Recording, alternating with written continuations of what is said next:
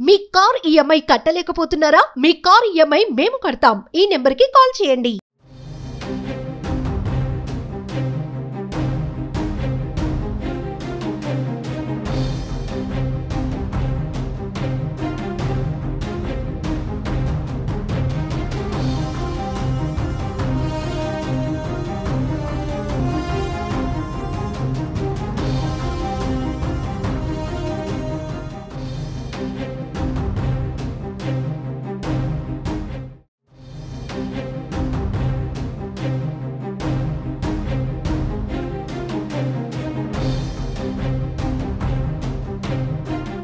ప్రముఖ వివాదాస్పద సినీ దర్శకుడు రామ్ గోపాల్ వర్మను పోలీసులు అరెస్టు చేసే అవకాశం కనిపిస్తోంది. ఏపీ ఎన్నికలకు ముందు ఆర్జీవీ తీసిన వ్యూహం సినిమా విడుదల సమయంలో అప్పటి ప్రతిపక్ష నేత చంద్రబాబు నాయుడు, జనసేన అధ్యక్షుడు పవన్ కళ్యాణ్లపైన అనుచిత పోస్టులు పెట్టారు.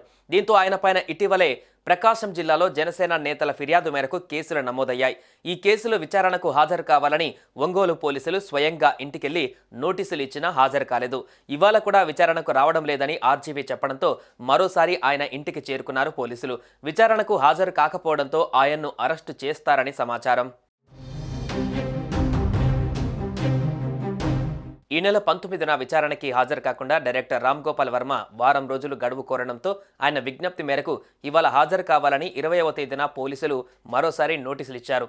ఆర్జీవీని విచారించేందుకు ఒంగోలు రూరల్ సర్కిల్ కార్యాలయంలో అన్ని ఏర్పాట్లు చేశారు. తీరా ఆయన విచారణకు హాజరు కానని చెప్పడంతో అరెస్టుకు రంగం సిద్ధం చేసినట్టుగా తెలుస్తోంది. హైదరాబాద్లోని రామ్ గోపాల్ వర్మ ఇంటికి ఒంగోలు పోలీసులు ఇప్పటికే చేరుకున్నారు.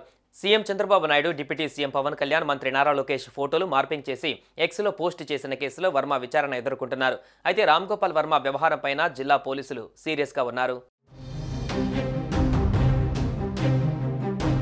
మరోవైపు వ్యూహం సినిమా ప్రమోషన్ల సమయంలో నారా చంద్రబాబు నాయుడు, నారా లోకేష్ బ్రాహ్మణి వ్యక్తిత్వాన్ని కించపరిచేలా వర్మ పోస్టు చేశారని అభియోగాలు ఉన్నాయి.